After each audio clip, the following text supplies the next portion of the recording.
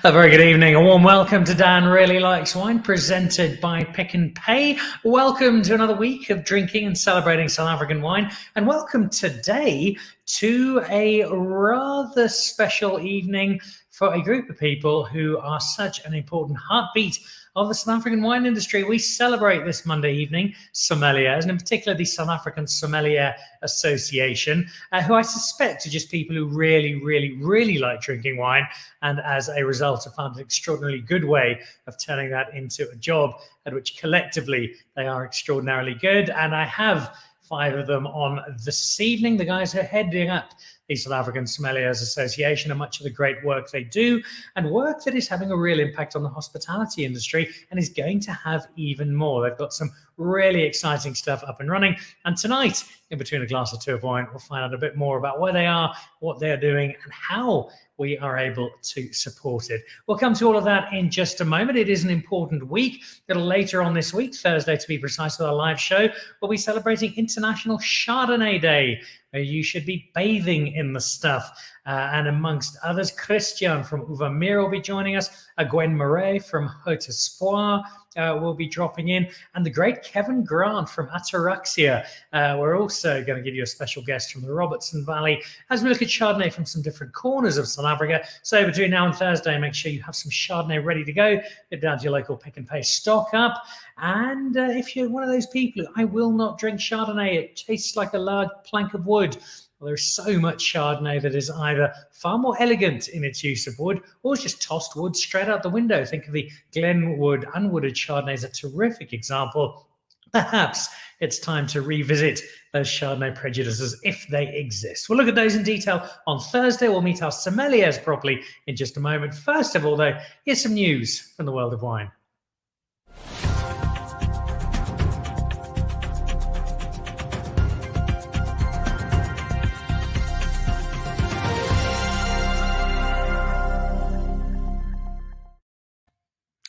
Now, this is a bit like those Where's Wally pictures, except it's Where's the Winemaker? And the answer would be just about everywhere. This is Amsterdam. If you know your Western Europe geography, you might recognize one of the canals.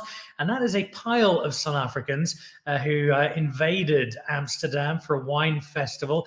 I suspect there are a couple of them probably still there. You might recognize a few faces. Samantha O'Keefe and Duncan Savage on the right. I think that's Albie from De Torren a little further down. On the immediate left, you've got Big Donovan Rahl, Irban Sadi, who's also been doing quite a bit in London over the last little while. A whole pile of our top South African wine people, which kind of speaks to why we're doing the sommeliers this evening, because just about every winemaker in the country seems to be abroad, and wonderfully so. It's great to see our South African winemakers not just traveling the world. I know there are quite a few guys in America at the moment, a lot of guys in London, but also to see our wine being showcased, and not showcased along the lines of the, well, we're in lockdown, please help us by buy wine. No, it's very much a, gee, our wine's good. If you haven't tried it, let us prove it to you. And these are just some of the guys doing a terrific job flying the flag for South African wine, in this case in Amsterdam, but all of them doing work all over Europe at the moment. So well done, winemakers. From winemakers to sommeliers, appropriately, although a couple of these guys have become top wine people. I think of Tinashe with his Kumusha range in particular. This is Blind Ambition. It's the story of the Zimbabwean sommeliers who went off to Europe on, if not a wing and a prayer, then not a huge amount more, battled, got some support, and turned out they were actually rather good at what they did. It's made for a film I have not seen yet. It is set to premiere in South Africa in mid-July, and I'll be front of the queue to get in and watch that. But if you happen to be in London, if you're either watching us from London or you're going to be in London on the 16th of June in Mayfair, the chance to not just watch it, but to have all 4 of the star winemakers with Patson, with Jason Dafana, heading over to join Jancis Robinson, who'll be doing a Q&A with them and celebrating a wonderful story about wine, a wonderful story about Africa, and a wonderful story we'll be able to see here in South Africa next month. Blind Ambition premiering in the UK 16th of June. All right, so there we go. That is a little bit of wine news for you. Let's head over to our group of sommeliers. And it's a great pleasure to welcome all of them to the show, headlined by the chair, Spencer Fondaumiere, the co-chair, Wayve Kolevsohn, Erica Taylor, who I think is the quiet hand of discipline, who seems to make everything work, Roxan Waldeck, who does a huge amount in the educational sphere, and then Le Roi de les Sommeliers, Leroy, who is completing our all-star quintet. Guys, welcome. Lovely to have you here. Sommeliers are some of my favorite people because we can all drink wine together and call it work. So welcome to all of you. Spencer, give us an introduction, if you will, just to paint a picture. What is the South African Sommeliers Association, and why is it so important in the South African wine space? Cool. Thank you so much, Dan. Thanks for the opportunity to be on the show. I'm really stoked to be here. So SASA is debatably 10 or 12 years old. We're actually not sure exactly when it started, but officially 10 years old this year. And it was started by a bunch of like-minded Soms who had been working abroad for a really long time and found themselves back in South Africa around the time of the World Cup with all the excitement, and decided to create an umbrella body to represent to grow the sommelier trade in South Africa at the time. Some of them you might know, the likes of Hugo Jacobs, who I know you do a lot of work with, was one of the founding members and carried on to be chairman for a very long time. And over time, our mandate has evolved. So the restaurant scene, really the direction that took was very different from what was expected in 2010. And we didn't quite go down the direction of loads of fine dining restaurants and loads of opportunities for people to be full-time Soms. And so we've had to adapt, and adapt is, I think, something we're very good at doing in this country. And so the mandate has changed over time. And right now, as it stands, the Sommelier Association's major contribution to the wine industry right now is certifications. So we are the only South African body that can officially, and are mandated officially, to certify sommeliers in the country. And we have done that for over 100 sommeliers so far, which is really cool. And yeah, long may that continue. We hope to do a lot more. And obviously, by virtue of that, we're create a benchmark. Really, we create a pedestal for anyone who's really looking to get into the trade. And it's more than just saying, as you've appropriately put, people who like drinking wine and work in the wine sector and just call themselves Soms. There's a lot of other work there's a lot of work involved, perhaps maybe not what the public will see. And yeah, I think professionalizing that and allowing people a better leg up if you're working as a waiter in the industry just pushes you to another level and opens up a lot more doors for employment, whether necessarily working in restaurants or working for wineries and that sort of thing. So that's basically what we do. I love the fact that you're not sure if you're 10 years old or 12 I years know, old. I know. It was such a good launch party with so much wine that you've got the date mixed up by 2 years. That's clearly a wonderful effort. It was a 2-year hangover. But either way, it is up and running, and it speaks to something that you are particularly passionate about, Spencer. Take us back a little bit and your journey into wine. What sparked an interest? What got you into the space that you now call a living? Cool. Well, actually, SASA and the Som Association is a really big part of that story. So I moved to South Africa in 2012. I was indigenously born and raised in Nairobi, Kenya. And I sort of stumbled into wine. It was my first job working in South Africa, and I happened to work at a restaurant which was run by Neil Grant, who was then the chairperson of the Sommeliers Association. And later told me the only reason he gave me the job was I had done a wine course at the Cape Wine Academy, and he's like, "Well, you seem to have a little bit of an interest, and whatever you don't know, I'll teach you," which was really what happened. And it was an outstanding education for me just to be involved with that. I looked after restaurant closed now, but was called Burrata, which was a real hub of the wine scene in Cape Town. It was really one of the first casual dining, but with a killer wine list, a killer wine selection, and really great pizzas. So what basically happened was a lot of people, literally anyone, wanted to be on the wine list, and I found myself as the gatekeeper of said wine list after a couple of years, and that got me where you got the first-hand experience to taste with a lot of people, to meet a lot of people, to be introduced into a lot of the right circles. And that's really how my journey started. And then over the time, I worked on it and did a lot of the sommelier courses really grew from the academic part of the industry, and then joined the association myself. So I've been part of the board now. This is my 6th year for my sins, and really just been involved from sort of mid-level, from middle when we were 5 years old to about now. And yeah, really just helped it grow and develop some new and exciting initiatives. And as I said, we've had to adapt and have been really a very big part of the adapting process. So yeah, that's pretty much my my story with this.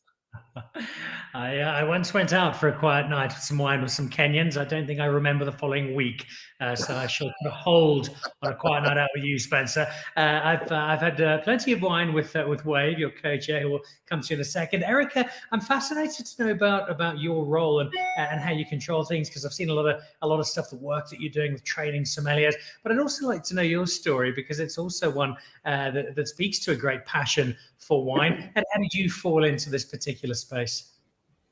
Well, I think my journey is a little bit different, as I started my journey when I was living in India. So previously, before here, I was in Mumbai for about 6 years, and kind of was wondering, how is this wine so bad? And so I started taking WSET, and then I moved out to a vineyard actually about 3 hours outside of Mumbai. And luckily enough, our winemaker just was obsessed with South African wine. So in May of 2017, I came here on vacation and fell in love with it and moved here 2 months later. And I think that was end of July. And then October 1st was my first tasting with Sasa. It was a Nebbiolo tasting. Hugo was still the chairman, and it was my first time meeting Barry Schofield and Esmer Hunewald, and we kind of became quick friends. Then continued taking different courses and going to as many tastings as humanly possible. And then when Barry became chairman, he brought me on as a coordinator. So I was I was organizing a lot of the tastings that we used to do. And then, with COVID, we didn't have so many, so we were doing online things. And then it just kind of grew into me helping to run and organize the competitions. I'm a very detail-oriented, organized person, so I think it was kind of a natural fit. And then under Spencer, head of operations came to be about, so that I have a little bit more say and a little bit more leeway to run with some of the great ideas that the board has, and to bring on some new projects. So yeah, it was thanks to India that I got to South Africa. I'm fascinated about India. There are probably people watching India, wine. I know little of wine from India, but that's largely from bumping into it in the occasional wine bar in other parts of the world. Give us a sense of what the Indian wine industry is like.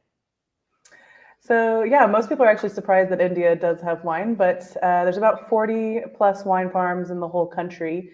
The Napa of India is called Nasik, and it's just outside of Mumbai. And actually people equate it to kind of like a little Cape Town. There's even a housing development called Cape Town. And in the background, the mountains look like Table Mountain with a little lion's head next to it. So very similar in that regard, but completely different in the temperatures, as they have 2 harvests a year. They take the fruit from February, March, and surprisingly enough, they're doing Pinot Noir, and it's 40 degrees during the day. So there's a lot of experimentation going on. There's a lot of growth. Jancis Robinson said they have a little bit of a way to go, but they're every time I've gone back to visit, I've seen an improvement, and their Somm scene has completely exploded since I've lived here. And in 2017, they got their first Master of Wine, Sonal Holland, and she's really helped with the rise of quality wine in India as well. Sounds like we might need an India wine show coming up, and Dan really likes wine soon. We'll get into some more detail, Erica, of the work that you're doing in just a moment. Let's head over to Roxanne. We've got a quick autobiography from our first 2 guests. Roxanne, what is your wine story? Hi, Dan. Thank you for having us all on the show. My wine story began probably about 10 years ago. I'm just wondering if you can see me, if I'm visible for you. You are indeed. Okay, wonderful. So it started about 10 years ago, is when I really started in wine. Before that, I was in hospitality. I worked as a waitress part-time for a long time, too long actually. And I reached a point in my life where I wasn't really sure what I was going to do anymore.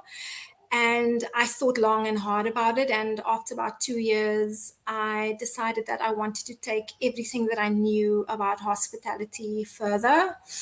And I decided quite consciously that I was going to become a sommelier. And I started working at Wine Concepts on Kloof with Sue Proudfoot.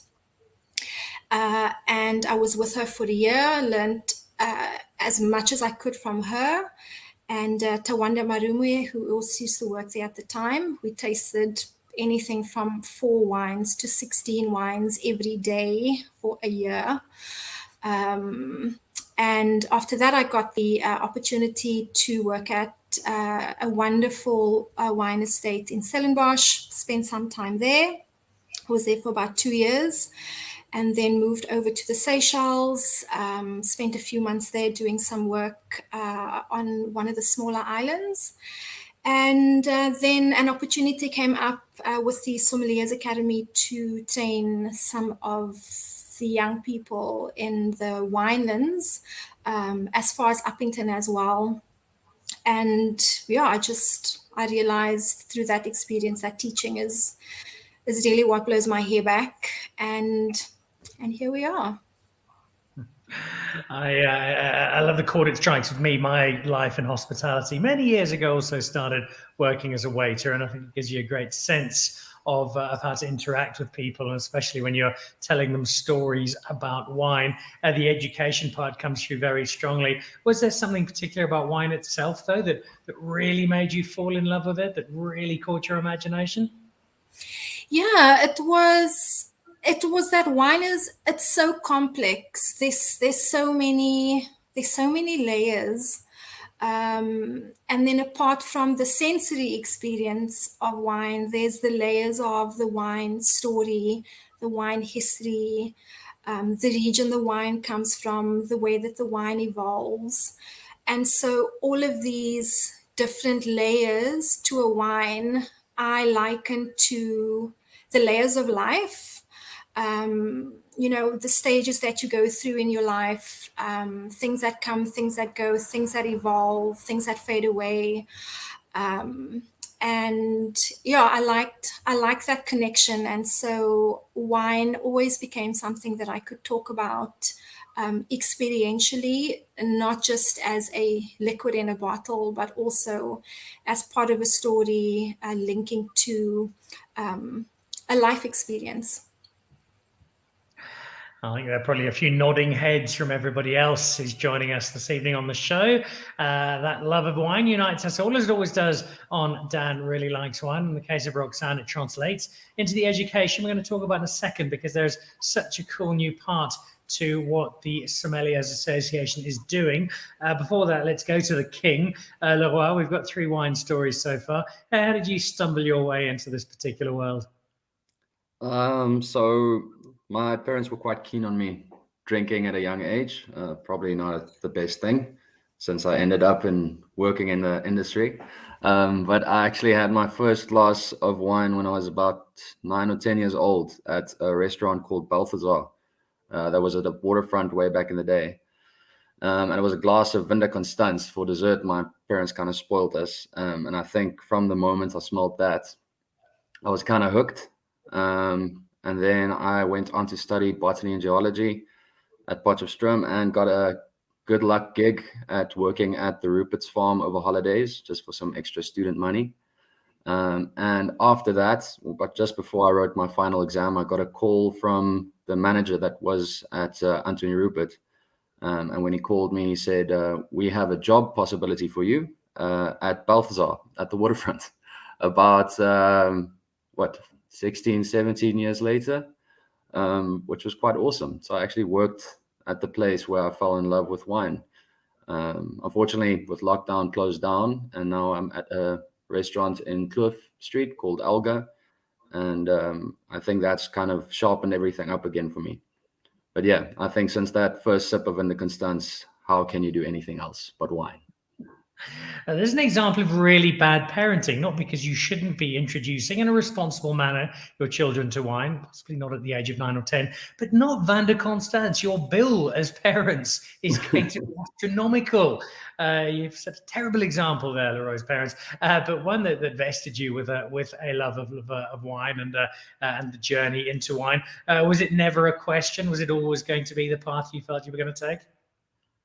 Yeah, I think when I first started working in it, of course, you have this whole idea of how it's going to be. But when I worked at the Rupert's, actually, I first really realized that it was fun, because I was working the whole season and basically just having fun with mates and selling a ton of wine. And then at the end of the season, they gave me my pay slip, and I actually felt guilty for getting paid for doing all of that. And when I felt that like that, I thought, well, if it's going to be a fun ride the whole time, then why not stick in it? Which you have done. Stefan Rainmuth, watching the show at the moment. Spencer is doing great work for the South African Sommeliers Association. Like, we've got 5 people on the show who are doing great work. Spencer very much amongst them. Let's go over to another of those, and someone whose story has been told a couple of times on the show. Wayve, lovely to have you, but I think it's the first time we've had you on the show since many glasses at Element House. Give us an update. Where are you now? What are you up to? Hi, Dan. Thanks. Yeah, so I think last time I chatted with you on the show, I left Element House. I got offered a great opportunity. I'm working now with a group called the Royal Portfolio. So I'm their group sommelier or group beverage manager. I manage the wine and beverage programs for 4, soon to be 5 hotels, including the Silo, La Residence in Franschhoek, Birkenhead House in Hermanus, and a beautiful lodge near the Kruger called Royal Malawan. I think I'm Spencer, correct me if I'm wrong, but I think this is my 4th year as a board member of SASA.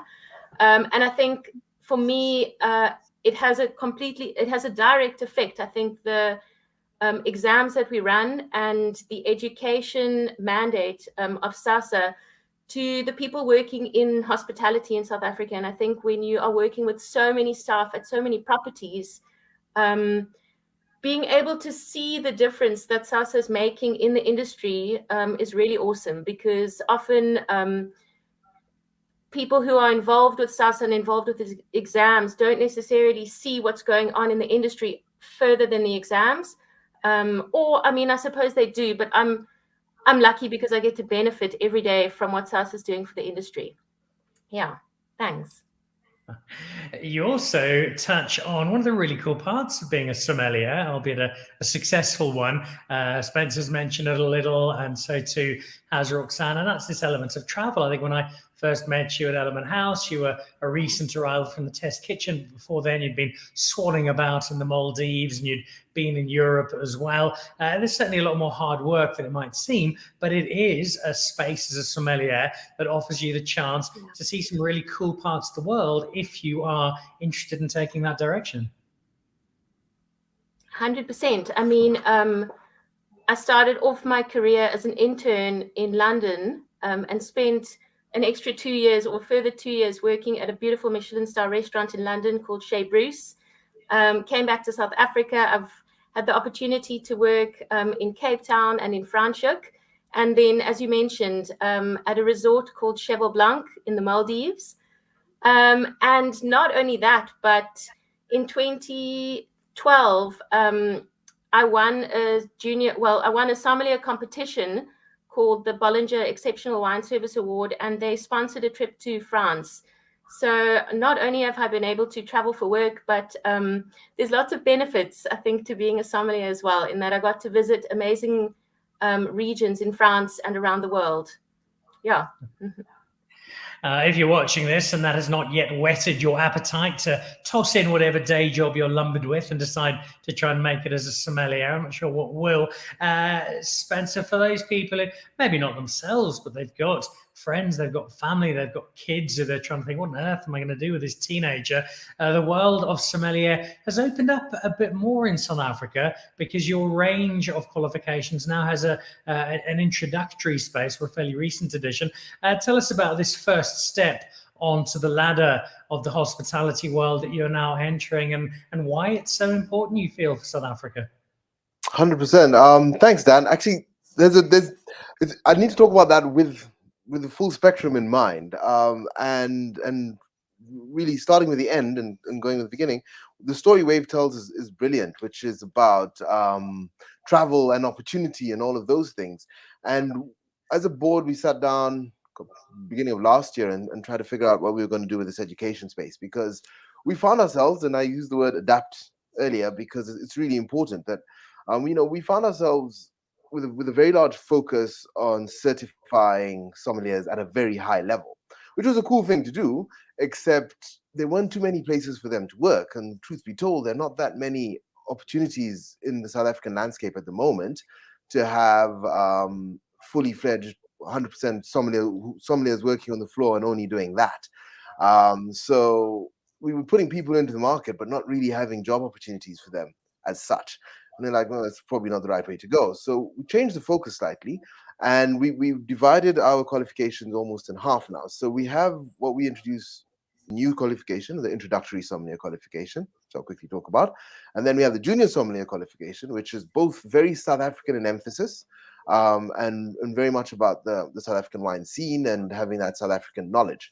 And then if anyone wants to go further, we have 2 ASI, which is the European sommelier body that we are affiliated to.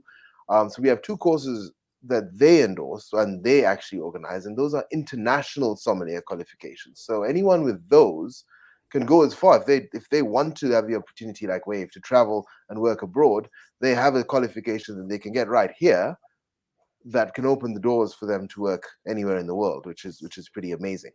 But of course, you got to get onto the first rung of the ladder before you go any further. And so we created the introductory SOM. That was started this year.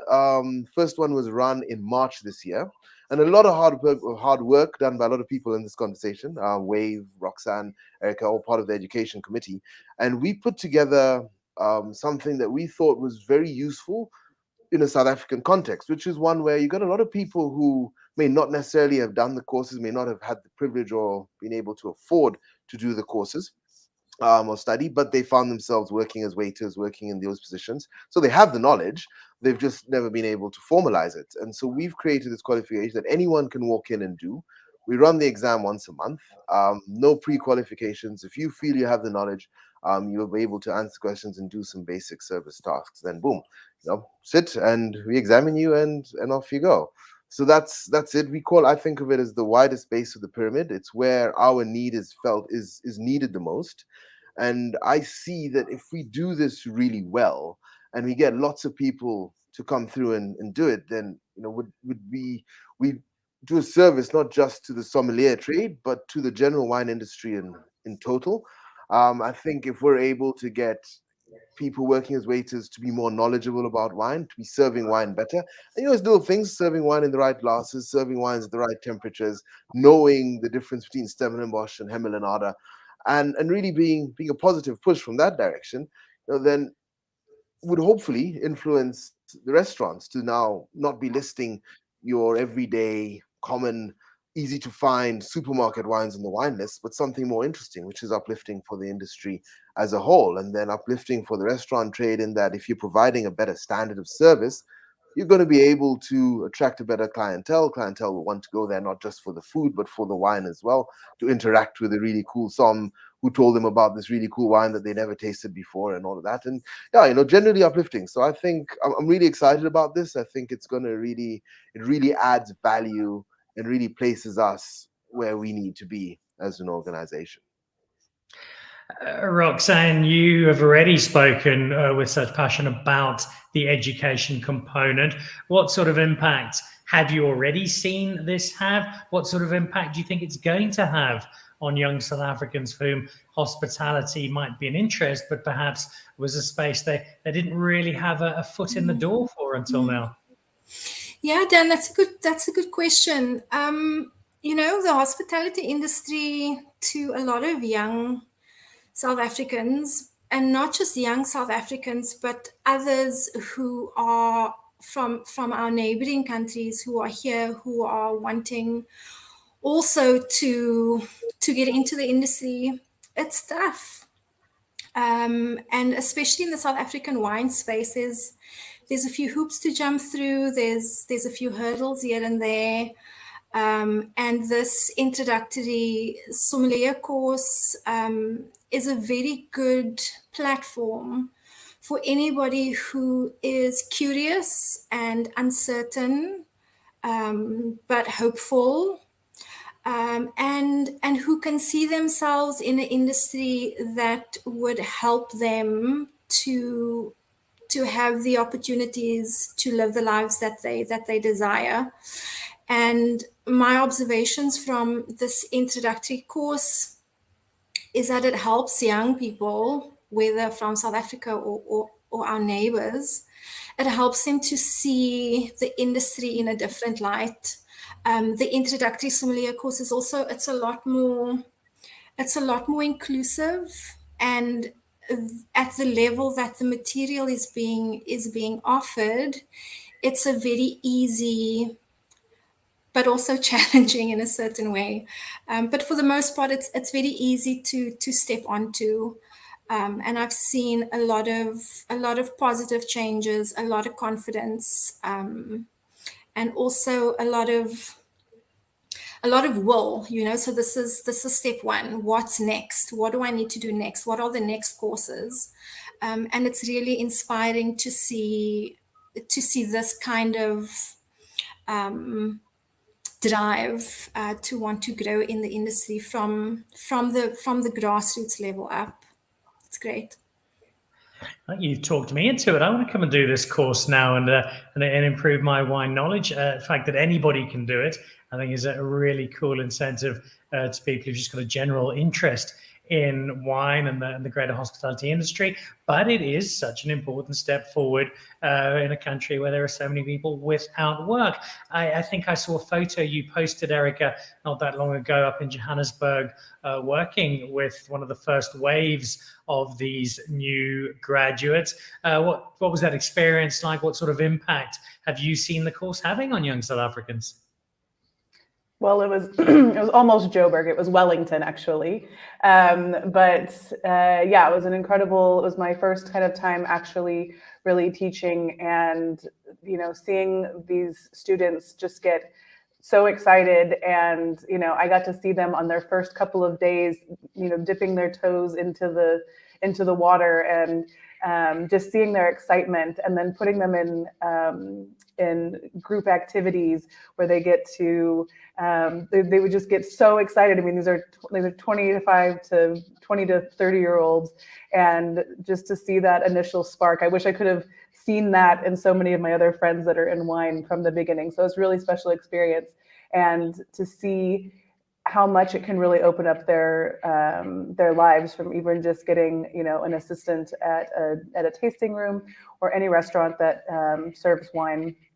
And like Roxanne said, I mean, I think teaching is definitely something that's going to be something that I'm going to pursue much more. It's so great to share our enjoyment and excitement with people, and see them kind of follow along. And be amazing to hear what Neil Grant had to say, seeing young Spencer come in, and then seeing to where he is now, being chairman. It'd be great to kind of get those backstories of when people first got started in wine. But yeah, it's amazing to see.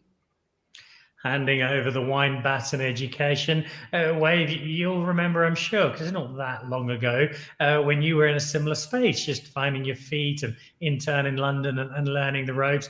How rewarding is it now that you've been in the industry for some time? You are such an established figure in the South African wine industry, to see more young South Africans in a far greater scale being able to have a similar opportunity?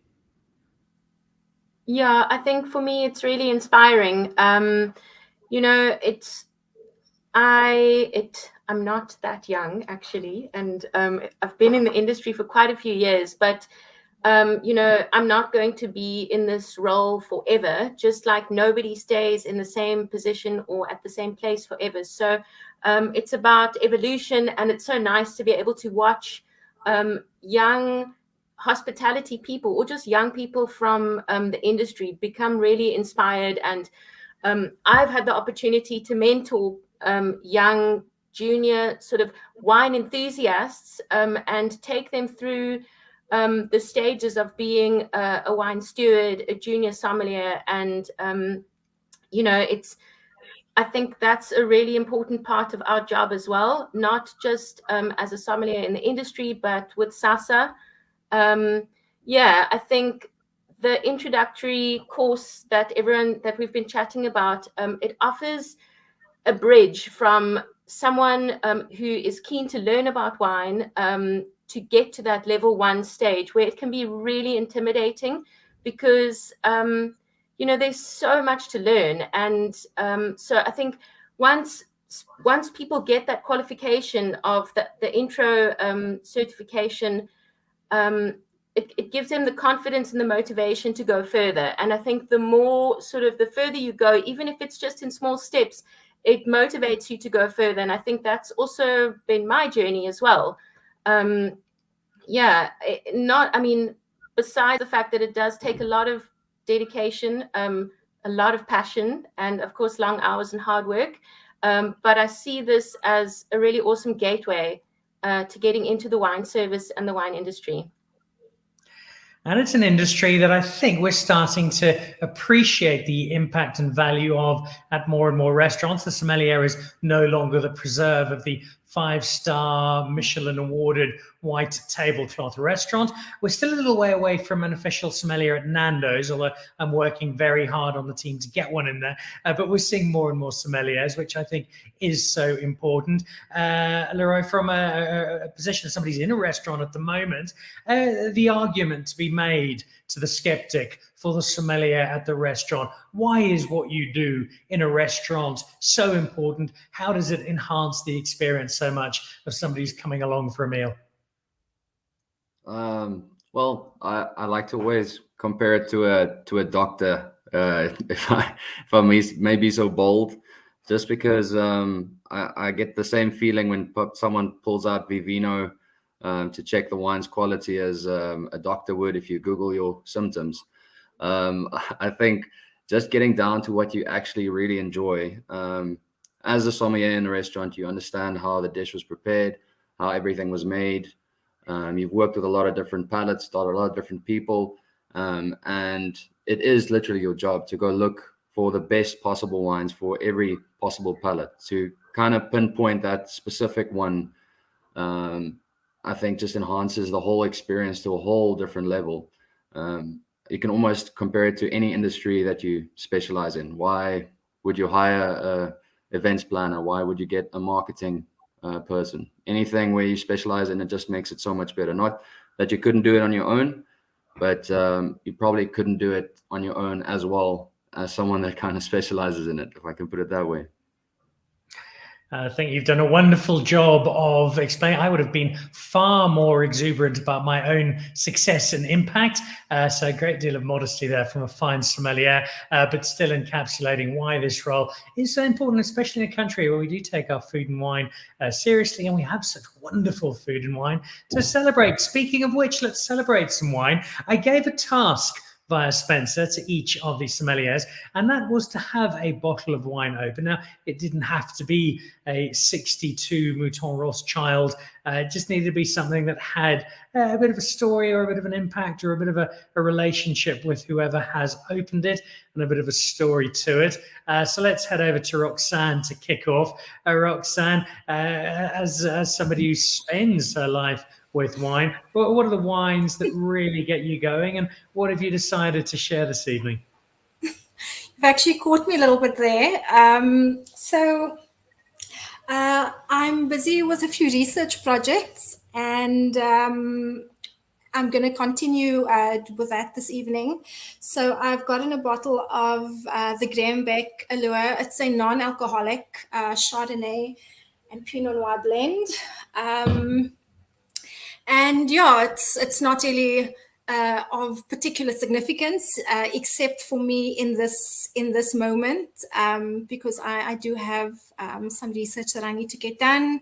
And it's quite delicious. It's really quite fresh. Acidity is lovely, and it's exactly what I need when I know that I've still got some work to do this evening. Look me in the eye digitally, Roxanne, and repeat that. Is this really, and I'm asking you honestly, is this really a non-alcoholic wine that you feel delivers a reasonable product? Because it's a space where, by and large, there's still a bit of work to be done. Is this one that hits the spot? It's so delicious. I tasted it this evening for the first time, and I was looking for something that was going to deliver, and I wasn't sure. And if I'm completely honest, this is the first non-alcoholic wine that I've actually bought and drunk, and I would highly recommend it. Nice and cold, and it's really quite refreshing. I'm sipping it now, and all I can think about with every sip is oysters. But it's delicious. I'd highly recommend it. Please go and get yourself a bottle. It's good. All right, that wasn't what I was expecting as the opening offering from our 5 sommeliers, but there will be sommeliers aplenty who are asked for something similar. So there is now something to place confidently in the armory of non-alcoholic wine. What about you, Erica? What have you got open, and what's the wine in South Africa that you feel really speaks to you? So I have a very non-alcoholic. It's kind of, see if we can get the label there. The Lisa, oops, I gotta go that way. Albarino 2021. So this producer from Stellenbosch does Albarino, Pinot Gris, and Gewürztraminer. Albarino, Pinot Gris. And I met him at a chance tasting, and just absolutely fell in love with the wines there. Very much my style, pretty steely, light, fresh. I think, we drink, and a few of us, judge wine. So sometimes you just want something that's kind of easy to kick back. So my go-to styles are very light. Internationally, Vino Verde is probably my #1 go-to. Locally, I know we're talking about Chardonnay coming up, and also a big fan of unwooded Chardonnay. De Wetshof also has a staple in my home. But honestly, I don't know if I moved here because of Chenin, or Chenin helped me fall more in love with it here, but I cannot get enough Chenin, and was actually lucky enough to be able to associate judge for Wine Mag this year for Chenin and Cape White blends. So it was a really amazing eye-opening experience, and I'm really excited with the direction of a lot of the Chenins. Wines headlined by Richard Duckett there in the Chenin category with his Bellingham Old Vine, as well as the Beaumont New Baby, Sebastian's new Chenin blend. Going back though for a second to the Albarino you've chosen this evening, do you sometimes in the sommelier space, in the space of somebody recommending wine, is there that temptation to go with something like an Albarino because not only is it really good, but it's going to be a little bit dazzling, a little bit exotic, a little bit cool, and to watch as there are admiring looks from the people who taste this wine because you've given them something they probably didn't even know existed as a grape before you presented it to them?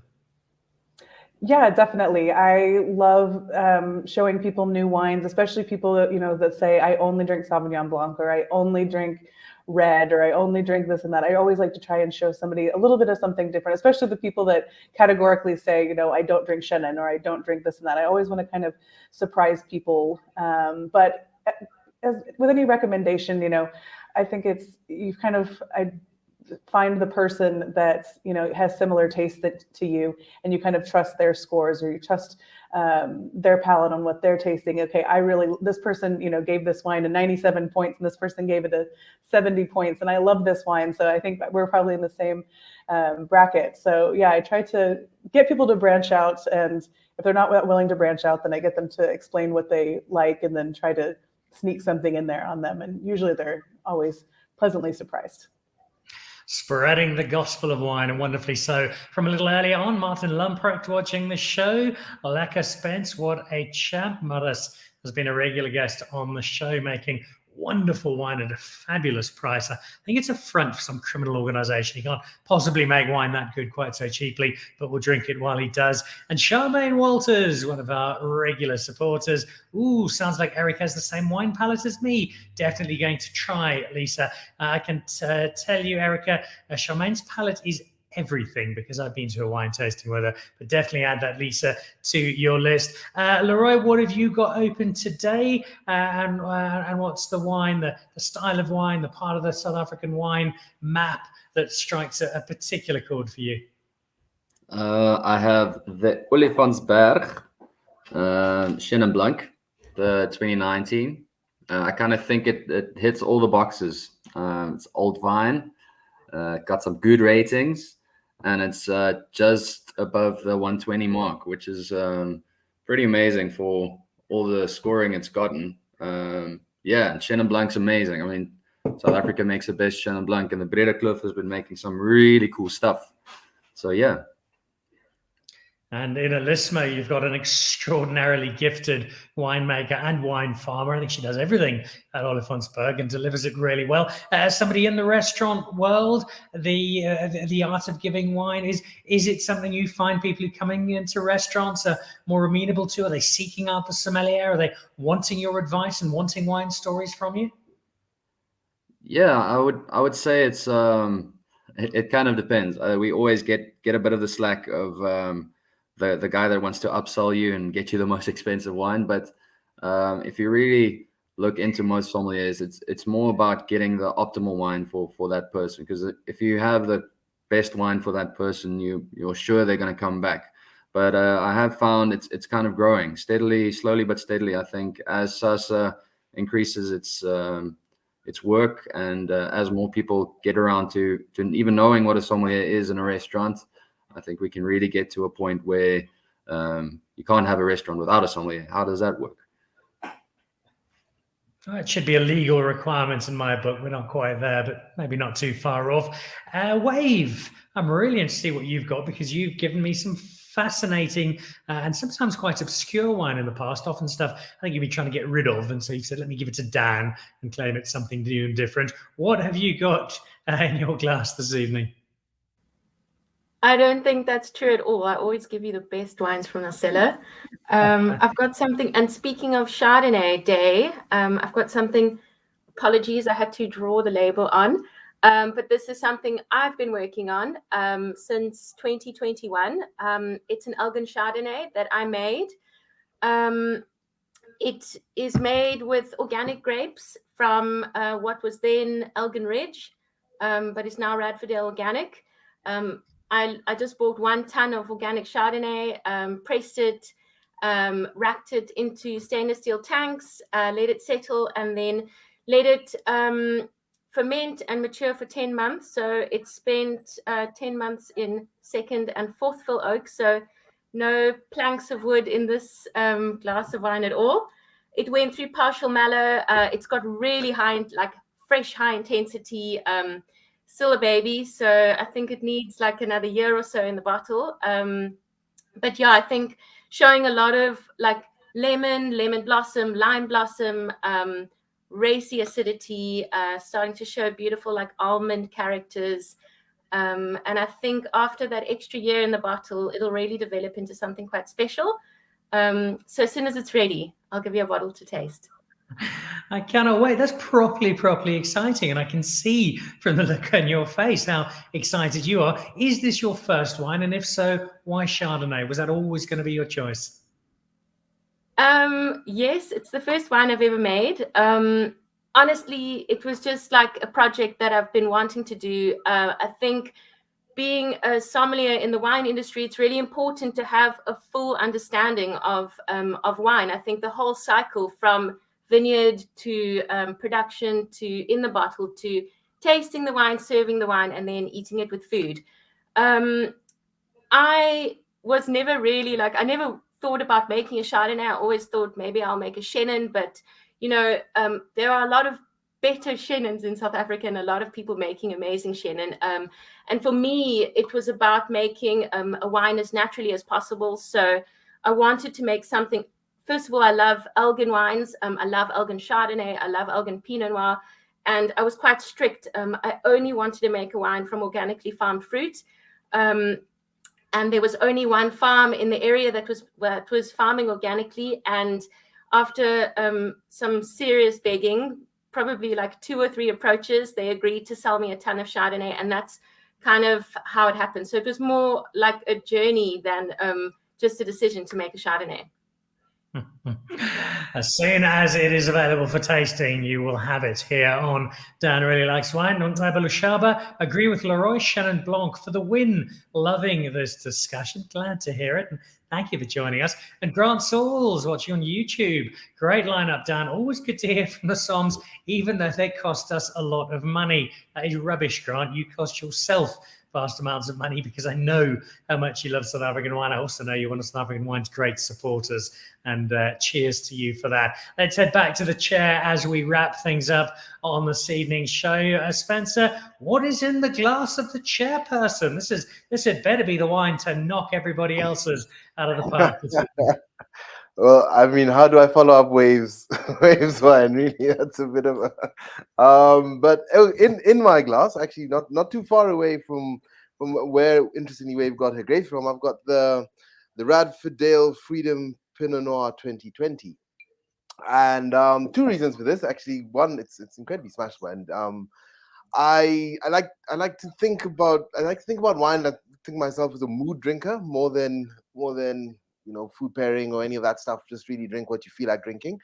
And on a day like today, which is not really cold and not really hot, and it's not really evening and it's not yet that, I think it's great to have a nice light crunchy red wine to go before dinner. So generally something I'd be drinking anyway at this time. But bit of a punt for Alex Dale and his team at Radfordale, who are huge supporters of SASA, and they. A little bit earlier this year, we did our first ever auction in an effort to raise money, because Sobs actually need money, so we're not mercilessly fleecing everyone on the floor for it. And Alex, who heads up PIWOSA, the Premium Independent Wines of South Africa, came to the party. We had lunch. I told him what we were planning to do. He's like, "Cool, man, no problem. Hold my beer. I'll get you some wines for your auction."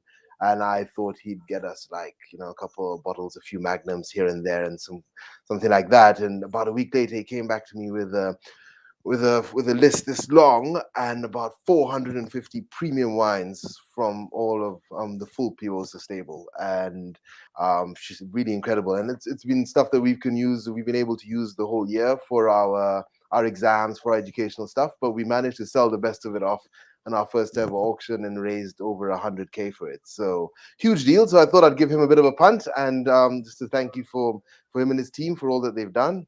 Do it that way and spin it there. So yeah, but it's a really cool version. It's a really cool example of Pinot Noir. Radfordale now, from not this vineyard, but have recently bought another vineyard in Elgin, and we'll be making this organically from the next vintage, which is a huge deal. And that's a whole other conversation to have about the merits and demerits of organic winemaking and all that's taking shape in that world. So yeah, that's my poison this evening. A wonderful wine from winemakers who don't only support the Sommeliers Association, they were also a big driver behind the restaurant relief fund that did terrific work during lockdown. And that particular wine I had at Solsophy, I think it was a 2012, showing just how well South African Pinot Noir can age if you give it a little bit of time. So wonderful selection. Just before you go, before I say goodbye to all of you, two other things very quickly. Spencer, the support of the Stellenbosch wine routes, which I believe is fairly new. And then 2025, the world is coming to play and drink wine in South Africa. Yes, indeed. Yeah, so super quickly, well, again, same quest for funding. I think we've learned as an NPO, it does help to have money, like with most things. And having that has allowed us to fulfill a lot more of our mandate and do all these cool things like the introductory sommelier course. So we went out into the industry, hat in hand, looking for like-minded people to come through and support us. Stellenbosch Wine Route have been really big supporters of ours in the past, Mike Ratcliffe and Elmarie Raab. And they funded, or they were our main sponsors for our Best Sommelier in South Africa competition last year. So they were the first people we turned to with our plans for the year and said, look, this is what we're trying to achieve. Do you think you can help us? And they were like, really, how much are you looking for? We can go half the way. And so historic sponsorship for us, they sponsored us to the tune of 250,000 Rand in kind and in cash, which will go a hell of a long way towards us managing to do all that we're planning to do this year. And in keeping with that, build up for 2025, as you mentioned. So we won the bid as Cape Town in South Africa to host the ASI General Assembly. So that's the one, yep. So the ASI is, as I mentioned earlier, the umbrella organization, the European Sommeliers Association that we are part of. They have a General Assembly once a year, and every president from every association, and they are, if I'm not mistaken, 40 now, from all over the world. That includes South America, Australasia, America, loads from Europe, all come together in one place, and we discuss the future of sommelier and what the world will hold and what the plans are for the future. And never before has it been held on African soil. So we put our hat in the ring and we won the bid for 2025. So we're very, very excited for it. It's going to be a huge event. I mean, we're going to have 100 of the top somms in the whole world over here. So Stellenbosch Wine Route in hand, partnering with us all the way till then. Stellenbosch is going to be the venue where it's going to happen. So we're going to have some of the best wine people in the world. It's going to be a real boom for tourism, a real boom for hospitality, and really a real boom for the wine trade and for what we're trying to do. So really, really big deal and something we're incredibly excited for. It is spectacular news. It is the opportunity to showcase, to show off very proudly to wonderful South African assets, a great South African wine, and as you've seen on the show this evening, our great South African sommeliers who, under the banner of the South African Sommelier Association, are not just hanging out and drinking great wine, but they're promoting the wine industry terrifically, and they are bringing more and more and more people into it through education, and that, in a country like South Africa, can only ever be a good thing. Guys, we've raced through that hour. Thank you. It's been an avalanche of Noreba wrapping us up there. Congratulations, Spencer, team and supporters. Very exciting having the world news coming through with a huge boost. So you're going to have a lot of people cheering you on, as of course we are at Dan Really Likes Wine. Keep up the terrific work. I look forward to seeing all of you soon. Leroy, I'm going to have to come and try out that restaurant of yours and make an appearance. Wayve, you seem to now have about 35 places I need to come and visit, so I'll put them all on the list. But more importantly, I'm looking forward to that Chardonnay and collectively with Erica, Roxanne, Spencer. Guys, thank you for the work that you do, because collectively, when we all put our shoulder to the barrel, we make this wonderful South African wine space even better. So keep up the great work. Looking forward to keeping a close eye on everything that you're doing. We'll chat to all of you again soon, and have a wonderful wine drinking week. Cheers. Cheers. Thank you. Cheers. Thank you, Dan. Thank you. Bye. Cheers. So there we go, the South African Sommeliers Association. And there's so much to take out of that last hour. Charmaine Walters wrapping up their lovely show. Thank you. What a lovely chance to have a look at what Spencer and his team are doing. And it's beyond just the sommeliers themselves. It's about the next generation. It's about the wine industry. And it is about helping young South Africans to get the first step up into the hospitality world. And once there, well, as particularly Wayve has shown there is a world out there to be explored in terms of the wine industry. There's the website if you'd like to have a little bit more information, have a look at what they're doing, perhaps support some of their work.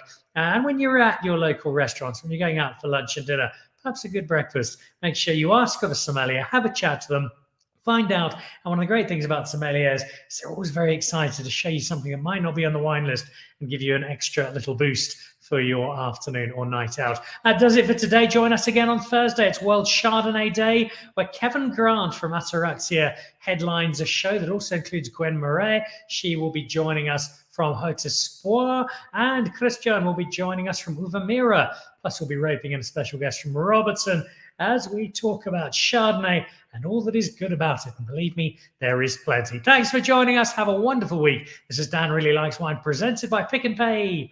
Goodbye. To join the Pick and Pay Wine Club, simply SMS your smart shopper number to 36775. It's absolutely free, and you'll get for yourself 3 times the smart shopper points on every bottle of wine bought. You'll also get a 20% discount on 10 different wines each month, a 25% discount on a case of wine, and a Magnum, some terrific competitions and invitations to awesome events.